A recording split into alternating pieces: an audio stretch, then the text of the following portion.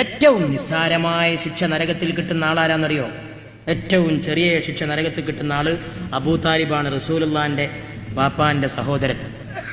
മരിക്കുന്നവരെ റസൂലിന് അഭയം കൊടുത്ത് ഖുറൈശികളെ മുഴുവൻ പോയിട്ട് അബൂ താലിബിനോട് പറഞ്ഞു, മുഹമ്മദിനെ വിട്ടുതാ.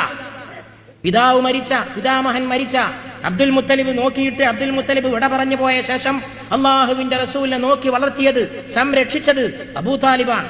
ആ അബൂ താലിബിന്റെ അടുക്കൽ പോയിട്ട് അബൂജഹലും ഉത്ബത്തും ഷൈബത്തും സകല അറബ് തറവാട്ടുകാരും പ്രമാണിമാരും പറഞ്ഞു, മുഹമ്മദിനെ വിട്ടുതാ, മുഹമ്മദിനെ വിട്ടുതാ, മുഹമ്മദിനെ വിട്ടുതാ. അബൂ താലിബ് പറഞ്ഞു, നബിയെ വിളിച്ചോണ്ട് പറഞ്ഞു, മോനെ മുഹമ്മദേ, നിന്നെ അവർ ചോദിക്കുന്നു, നീ നിന്റെ പ്രബോധനത്തിന് തിരിഞ്ഞേക്ക്, അവർ നിന്നെ നശിപ്പിക്കും. അള്ളാഹുവിന്റെ റസൂൽ തന്റെ ബാപ്പാന്റെ സഹോദരനോട് പറഞ്ഞു, എന്റെ പ്രിയപ്പെട്ട പിതൃ സഹോദര, എന്റെ വലത്തെ കയ്യിൽ സൂര്യനും എന്റെ ഇടത്തെ കയ്യിൽ ചന്ദ്രനും വെച്ച് തന്നാൽ പോലും ഈ സത്യമാർഗത്തിൽ നിന്ന് ഞാൻ പിന്തിരിയൂല എന്ന് അബൂ താലിബിനോട് അല്ലാഹുവിന്റെ റസൂൽ മുഖത്ത് നോക്കി പറഞ്ഞു. അബൂ താലിബ് എന്നിട്ടും വിശ്വസിച്ചില്ല. പക്ഷെ റസൂലിനെ സ്നേഹിച്ചു, അങ്ങേയറ്റം സ്നേഹിച്ചു. അറബികൾ ഖുറൈശികൾ മുഴുവൻ പുറത്താക്കിയപ്പോ അഭയം കൊടുത്തു. അവസാനം അബൂ താലിബിന്റെ മരണത്തിന്റെ സമയമായി. ഒടുക്കത്തെ സമയത്ത് തനിക്ക് ഇത്ര വലിയ സഹായം ചെയ്ത ആളെ നരകത്തിൽ നിന്ന് രക്ഷപ്പെടുത്താനുള്ള ഒരു ചാൻസ് ഉപയോഗിക്കാൻ അള്ളാഹുവിന്റെ അനുഗ്രഹത്തിന്റെ കേദാരമായ റസൂലുള്ളാഹി സ്വല്ലല്ലാഹു അലൈഹി വസല്ലം തന്റെ പ്രിയപ്പെട്ട ബാപ്പാന്റെ സഹോദരന്റെ വീട്ടിലേക്ക് നടന്നു ചെല്ലുന്നു. അതാ അബൂ താലിബ് മരിക്കാൻ പോണ ഒടുക്കത്തെ രംഗമാണ്. അടുത്ത് അബൂജഹൽ നിൽക്കുന്നു, ഉത്ബത്ത് നിൽക്കുന്നു, മറ്റു പ്രമുഖന്മാർ നിൽക്കുന്നു, ഒരു അബൂ സുഫിയാൻ അടക്കമുള്ളവർ നിൽക്കുന്നു. റസൂല് ചെന്നുകൊണ്ട് വിളിച്ചു, എൻ്റെ പ്രിയപ്പെട്ട ബാപ്പാന്റെ സഹോദര അബൂ താലിബേ, ചൊല്ലു അഷ്ഹദു അല്ലാ ഇലാഹ ഇല്ലല്ലാഹ്. തനിക്ക് ഏറ്റവും വലിയ ഉപകാരം ചെയ്തു തന്ന ഒരാൾ നരകത്തിൽ പോയി കിടക്കുന്ന അവസ്ഥയിൽ നിന്ന് ആ ആളെ രക്ഷപ്പെടുത്താൻ വേണ്ടി ഹൃദയം കനം തൂങ്ങിക്കൊണ്ട് അള്ളാഹുവിൻ്റെ റസൂല് പറഞ്ഞു, എളാപ്പ ഒന്ന് ചൊല്ലി അഷ്ഹദു അല്ലാ ഇലാഹ ഇല്ലല്ലാഹ്. അള്ളാഹുവിനെ ഒന്ന് അംഗീകരിക്ക്, അള്ളാഹുവിനെ ഒന്ന് അംഗീകരിക്ക്.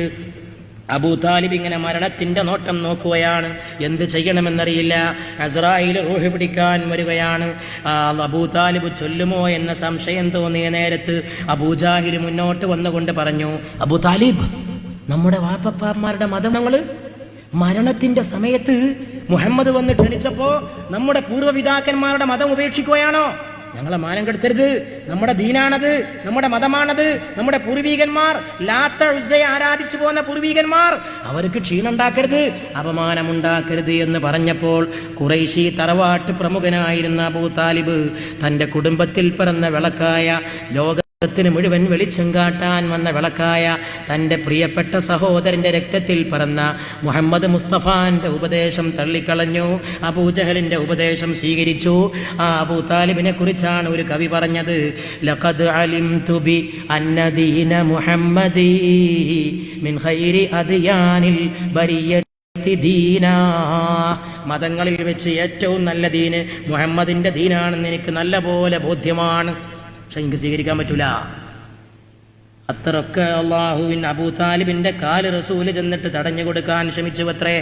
ജിബ്രീൽ വന്നിട്ട് പുണ്യമാക്കപ്പെട്ട റസൂലിന്റെ കൈ തള്ളിക്കളയാൻ ശ്രമിക്കുകയാണ്. റസൂലേ, നിങ്ങളുടെ പുണ്യമാക്കപ്പെട്ട ഈ കയ്യും ഈ വിരലും അബൂ താലിബിന്റെ കാലുമ്മൽ തട്ടിയാൽ നിങ്ങളുടെ കൈ തട്ടിയ സ്ഥലം നരകത്തിലിടാൻ അള്ളാഹ്ക്ക് കഴിയൂല.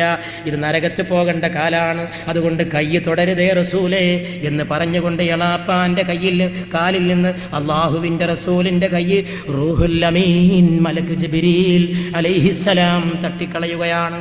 അവസാനം അബൂ താലിബ് മരണമടഞ്ഞു.